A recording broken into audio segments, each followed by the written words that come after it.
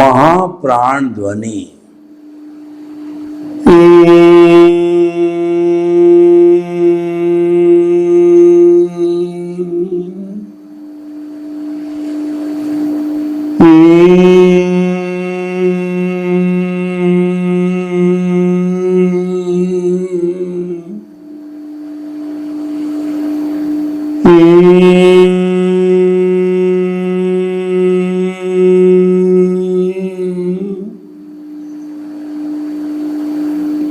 भाई और बहनों, मातृशक्ति को नमन।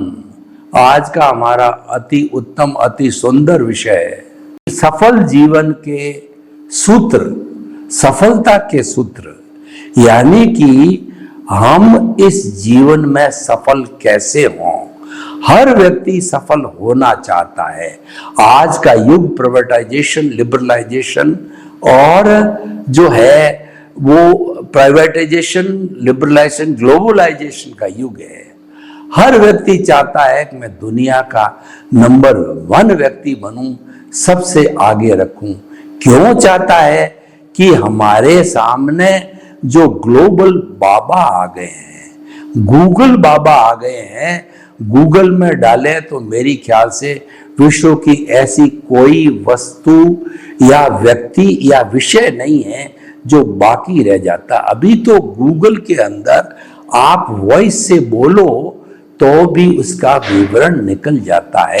इतनी विज्ञान ने जो है तरक्की की है।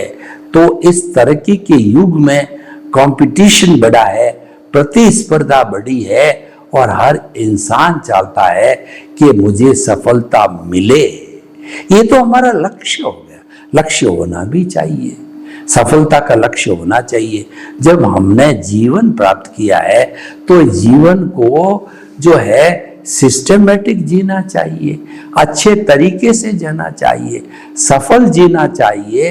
तो सफलता के जीवन को जीने के लिए क्या सूत्र होने चाहिए, वो सूत्र मैं आपको बताना चाहता हूं। तो वैसे तो कई सूत्र हो सकते हैं, लेकिन मैंने 5 सूत्र मुख्य लिए हैं। वो कॉमन है, वो व्यवहार जगत में लागू करें तो भी आपको सफलता मिलेगी। कोई व्यक्ति सफल मानव जीवन जीना चाहता है, सफल धार्मिक जीवन जीना चाहता है या सफल मुक्ति का मार्ग प्राप्त करना चाहता है, आत्म धर्म का पालन करना चाहता है, तो दोनों में वो कॉमन एप्लीकेशन होती है उनकी। तो वो हम सूत्र आपको जो है अध्यात्म विज्ञान की दृष्टि से, व्यवहार जगत और निश्चय जगत की दृष्टि से बताने की कोशिश करेंगे। है पहला है भावक क्रिया। देखिए कि हमारा जो कुछ भी लाइव पार्ट होता है वो भावों के द्वारा है। भाव भीतर की शक्ति है, भाव आत्मा की शक्ति है और विचार जो है वो हमारे उदय और प्रारब्ध की शक्ति है। जैसे भाव होते हैं वैसे विचार बनते हैं, जैसा विचार होता है वैसा आचार होता है, जैसा आचार होता है वैसा व्यवहार होता है, जैसा व्यवहार होता है वैसा व्यक्तित्व होता है, जैसा व्यक्तित्व होता है उसकी वैसी पहचान होती है। तो भाइयों बहनों, उद्गम प्लेस जो है वो भाव है, गंगोत्री है वो भाव है। गंगा पूरे भारत में बहती बहती वह जो है बंगाल की खाड़ी कहिए, अरब सागर कहिए, हिंद महासागर में कहिए, ये सागर में जाके गिरती है। उद्गम स्तर शिवजी की जटा हरिद्वार है, वो हमारा वहां से जो है ये गंगा प्रारंभ हुई है। और गंगा को लाने वाले जो है भागीरथ मुनि थे, भगवान राम के वंशज थे। उन्होंने तपस्या करी शिवजी की और तपस्या से वर मांगा कि आप गंगा को बहाइए, और क्योंकि पाप बहुत बढ़ गया है, वो पापियों का पाप धोती धोती समुद्र में विसर्जित हो। शिव जी ने प्रसन्न होकर के अपनी जटा से गंगा को निकाला। हरिद्वार से, बद्रीनाथ से जो है वह वो प्रारंभ हुई और पूरे कन्याकुमारी तक जाती है, अरब सागर में गिरती है, बंगाल की खाड़ी में गिरती है। हमारे भारत की सबसे बड़ी नदी गंगा है, उसको माँ कहा जाता है, वो पवित्र होती है। और ऐसा कहा जाता है कि गंगा स्नान करने से शुद्ध व्यक्ति को मुक्ति का मार्ग मिलता है, और व्यक्ति जब गुजर जाता है तो उसके फूल यानी उसकी हड्डियों को गंगा में प्रवाहित किया जाता है ताकि उसका अगला जन्म उसको सद्गति मिले। तो भाई और बहनों, भाव, हम चले थे उद्गम स्थल से, तो वो भाव है, वह हमारा भाव शुद्धि से भाव शुद्धि होती है। भाव सुधारो भाव सुधरेगा, भाव बिगाड़ो भाव बिगड़ेगा। उससे बना भावक क्रिया, इसको हम व्यवहार जगत और निश्चय जगत दोनों में लागू करते हैं। भावक क्रिया एक साधना है। भावक क्रिया करने वाला हमेशा वर्तमान में जीता है। जो व्यक्ति केवल वर्तमान में जीता है वह कुदरती रचना देखता है, वह संभाव में रहता है, और हमेशा जो है संभाव में रहने वाला कहिए, भावक क्रिया करने वाला कहिए, उसके नए कर्मों का बंध नहीं होता है और पुराने कर्म जो है झड़ने लग जाते हैं, कर्मों की निर्जरा होने जाती है। ये तो हमारा निश्चय जगत है। और भाव क्रिया में देखिए कि अगर गृहिणी भाव क्रिया करती है तो स्टोव पे अगर 4-4 स्टोव पे एक साथ काम करती है, वह जागरूकता से रहती है, उसको कोई नुकसान नहीं रहता है, क्योंकि उसका ध्यान उसमें है। इसीलिए कहा गया है, पढ़ाई के समय पढ़ाई, सोने के समय सोना, सोचने के समय में केवल सोचना, बोलने के समय में ध्यान बोलने में रहना, ड्राइविंग करते समय ध्यान ड्राइविंग रहना, प्रवचन करते समय ध्यान प्रवचन में रहना, पढ़ाते समय ध्यान पढ़ने के अंदर रहना, व्यापार करते समय भाव जो है, विचार जो सारा वो आपका ग्राहक और बिजनेस में रहना। इस तरीके से भावक क्रिया है। जिस समय जो कार्य करो उसके अंदर मग्न हो जाओ, उसमें लीन हो जाओ, वह भाविक क्रिया है। वही मेडिटेशन है। मेडिटेशन में हम क्या करते हैं? मेडिटेशन 2 तरह होते हैं, सालंबन ध्यान और निरालंबन ध्यान। सालंबन ध्यान में हमारे ज्योति केंद्र पर कहिए या हमारे दर्शन केंद्र आज्ञा चक्र पर कहिए, वहां पे हमारे इष्ट का, प्रभु का, भगवान का जो है कोई भी चित्र लगा करके और उस पर हम केंद्रित हो जाते हैं, ध्यान को वहां केंद्रित करते हैं। वो भावक क्रिया है। आपने कभी देखा होगा प्रिज्म होता है, आपने प्रयोग भी किया होगा। उस जो आपने प्राइमरी मिडिल स्कूल के अंदर उस प्रिज्म को सूर्य की किरणों के साथ में रखा तो सूर्य की किरणें परावर्तित होकर के दूसरी तरफ, उसके ट्रायंगल के दूसरी तरफ निकलती है। वहां पे वो एक बिंदु से निकलती है। उस बिंदु के पैरेलल में अगर कागज के टुकड़े को लगा दिया जाए तो वो कागज का टुकड़े में अग्नि पैदा होती है, वो जलने लग जाता है, क्योंकि सब एक जगह केंद्रित हो गया। सूर्य की किरणें एक जगह केंद्रित होने से ऊर्जा पैदा हो गई। जब हम भावक क्रिया करते हैं व्यवहार जगत में तो उसमें तल्लीन हो जाते हैं, और निश्चय जगत में करते हैं तो हम प्रभु में लीन हो जाते हैं। मैं शुद्ध आत्मा हूं, हमारा ध्यान शुद्ध आत्मा में रहता है। और भाविक क्रिया की पराकाष्ठा देखो कि जब शुद्ध आत्मा में आप लीन रह करके उस जागृति में रहते हो कि मन वचन काया से मुक्त, ऐसा मैं शुद्ध आत्मा हूं, मैं शुद्ध आत्मा हूं। 48 मिनट्स तक ये भावक क्रिया बराबर चलती रहे, आपका ध्यान इधर उधर न जाए, तो वह स्थिति जो है केवल दर्शन की प्राप्ति हो जाती।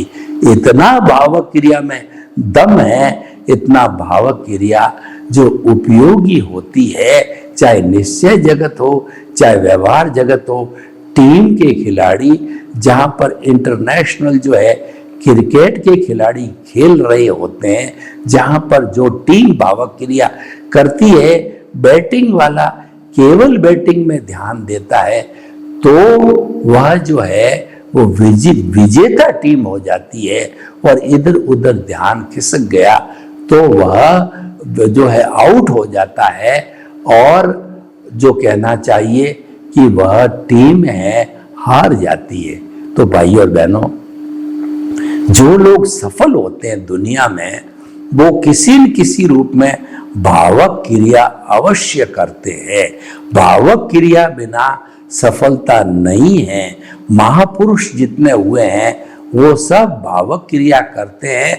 भावक क्रिया वो पीछे से लेके आए हैं, अपने स्वरूप में अवस्थित रहते हैं। वो स्वाध्याय करते हैं, स्व का अध्ययन करते हैं, अपनी आत्मा का अध्ययन करते हैं, अपने स्वरूप में रहते हैं। और जब स्वरूप में होते हैं तो उनको रिद्धियां होती हैं, सिद्धियां होती है, और वो तो व्यवहार जगत की होती है।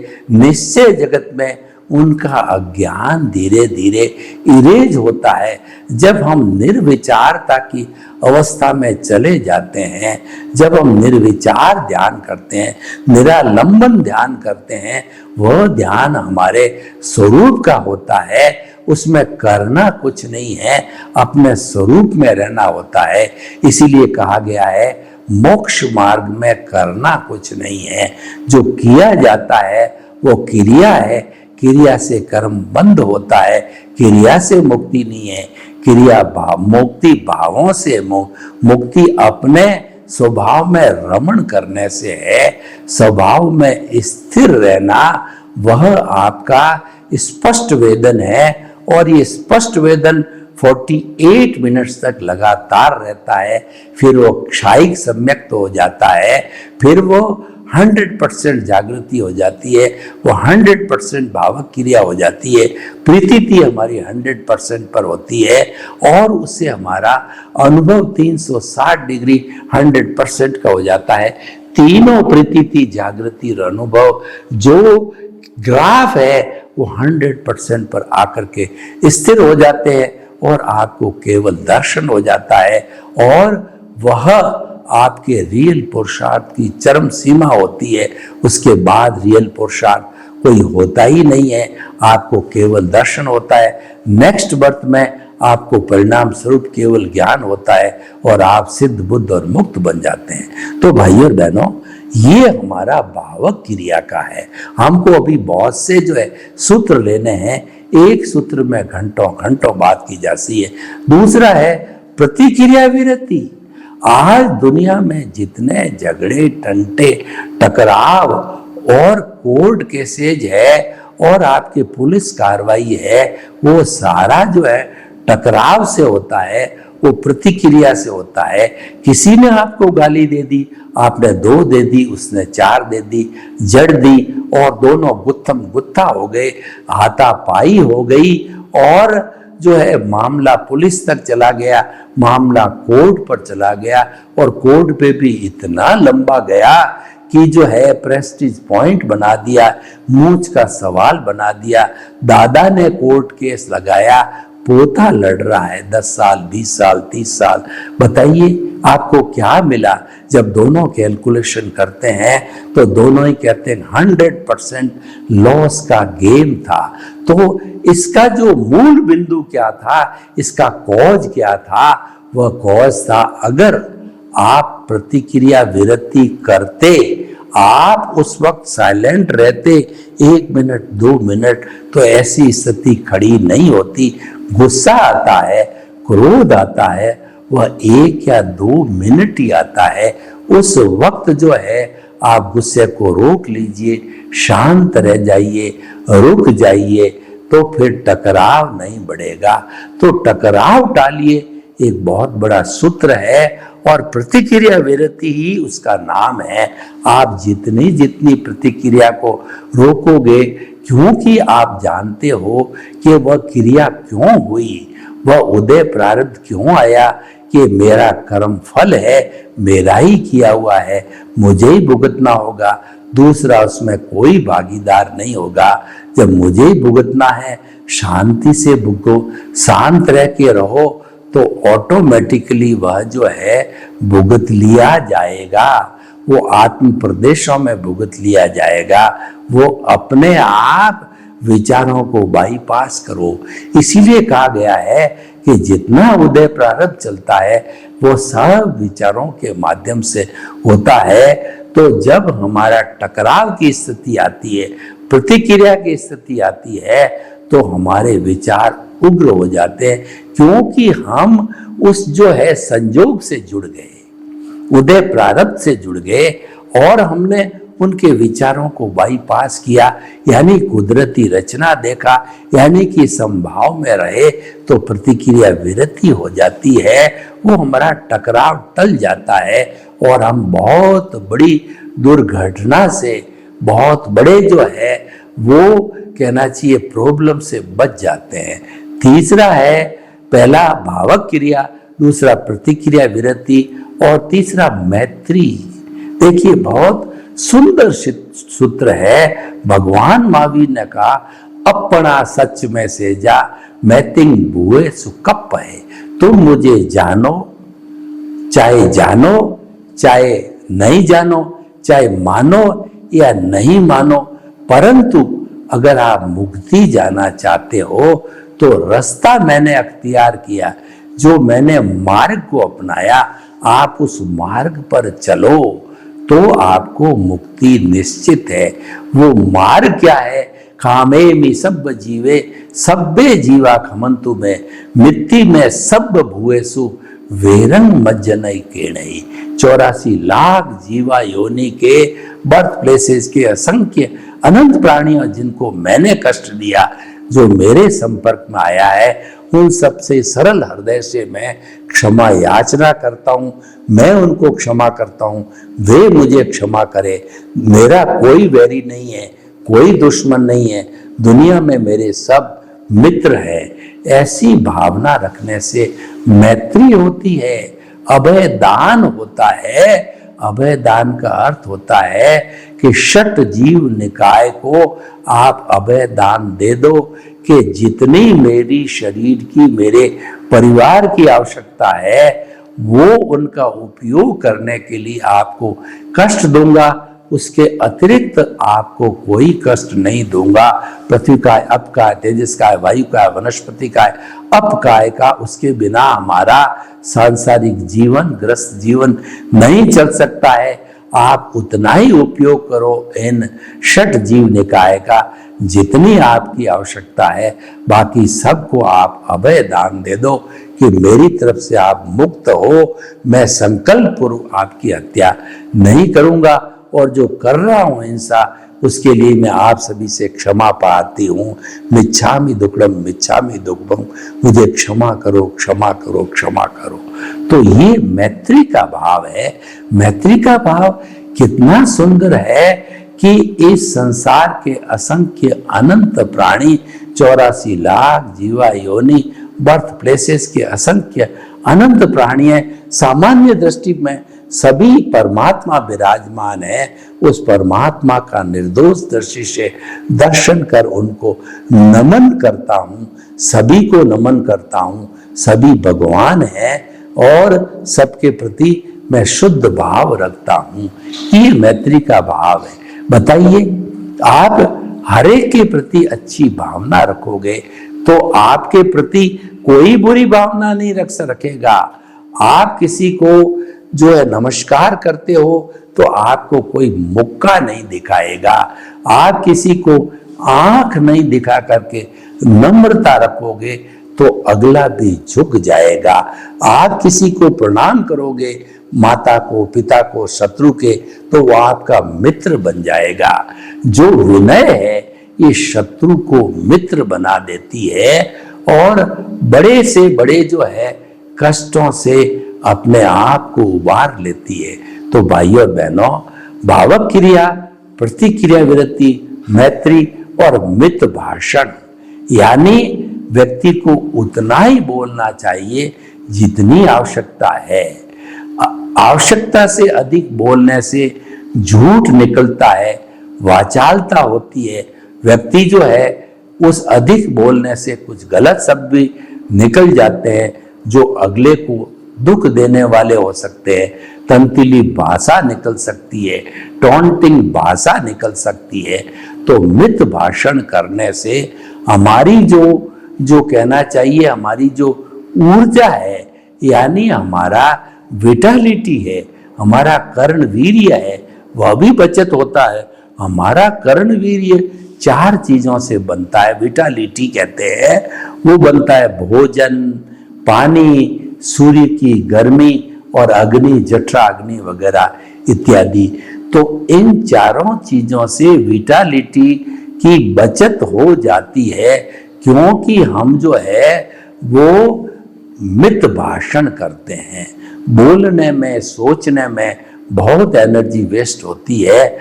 अनर्गल अधिक वाचालता से बोलने से शत्रुता बढ़ती है, कटुता बढ़ती है, लोग बुरा मानते हैं, और जितनी आवश्यकता हो बोलते हैं, विटालिटी का वचन होता है। और जितना बोलो, मीठा बोलो, मधुर बोलो, सत्य बोलो, किसी को कष्ट न पहुंचे वैसा बोलो।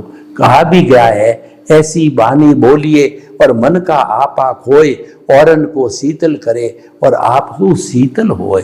ऐसी वाणी हमें बोलनी चाहिए। तो भाई और बहनों, भावक क्रिया, प्रतिक्रिया विरति, मैत्री, मित भाषण और मिताहार। आहार का संबंध हमारी मुक्ति से है। जैसा अन्न वैसा मन। 5 कोश कहे हैं, अन्नमय कोश, ज्ञानमय कोश और हमारा आनंदमय कोश इत्यादि 5 कोश है। उसमें से सबसे पहला कोश अन्नमय है। अन्न के बिना हमारा शरीर नहीं चलता है। अन्न कैसा लेना चाहिए? अन्न जो लेना चाहिए वो हित, मित और रित लेना चाहिए। हितकारी भोजन मेडिकल साइंस की भाषा में न्यूट्रिशियस भोजन को कहा जाता है, जिसमें 20% प्रोटीन, 10% कार्बोहाइड्रेट, 10% फैट, 60% पानी, 6% मिनरल हमको लेने चाहिए। उससे जो है हमारा न्यूट्रिशियस भोजन बनता है, वह हमारी बुद्धि को अच्छा रखता है, वो हमारे विचारों को अच्छा रखता है, वो हमारे खून को साफ रखता है और हम अच्छे व्यक्ति बनते हैं, पॉजिटिव थिंकिंग वाले होते हैं। और सात्विक भोजन से हमारा जीवन अच्छा बनता है। उसकी जगह हम जो अगर तामसिक भोजन लेते हैं, नॉन वेज भोजन लेते हैं, तो हमारे विचार दूषित होते हैं, हमारा मन दूषित होता है, हमारा कहना चाहिए खून दूषित होता है और हम हिंसा के भावों में चले जाते हैं, क्योंकि हिंसा करके वो मांस तैयार किया गया होता है। और राजसिक भोजन लेते हैं, चंचलता पैदा करता है, कामुकता पैदा करता है, अब्रह्मचर्य पैदा करता है। ऐसा चटपटा भोजन भी हमें नहीं लेना चाहिए, सात्विक भोजन लेना चाहिए। तो इसीलिए भावक क्रिया, प्रतिक्रिया विरति, मैत्री, मित भाषण और मिताहार 5 ऐसे महान सूत्र है। इनको अगर कोई व्यक्ति जीवन में पालन करे तो उसका व्यवहार जगत और निश्चय जगत दोनों अच्छे रह सकते हैं। वो अपना पारिवारिक जीवन, वो अपना सामाजिक जीवन, वो अपना धार्मिक जीवन, वो अपना मानव धर्म को अच्छा निभा सकता है, प्रसन्न रह सकता है, जीवन में सफल कहलाता है। और साथ साथ के अंदर जो हमारे मानव जीवन का लक्ष्य है, शाश्वत सुख को प्राप्त करना, उसकी भी नींव लगा सकता है। और आने वाले जन्मों के अंदर वैसी नींव लग जाने के कारण हमारा जो ज्ञान दर्शन का डेवलपमेंट है, क्योंकि केंद्र में प्रभु होता है, तो वह हमारा ज्ञान दर्शन, सम्यक ज्ञान सम्यक दर्शन है, वह हमको शाश्वत सुख की ओर ले जा सकता है। सर्वे भवन्तु सुखिनः, सर्वे सन्तु निरामया। लोग के जीवों को सुख मिले, शांति मिले, आनंद मिले, प्रेम मिले, सौहार्द मिले, और हम सफलता के सूत्रों को जीवन में पालन करके यह लौकिक पारलौकिक दोनों जीवन अच्छे बनाएं। आपके प्रति मंगल भावना। ओम शांति।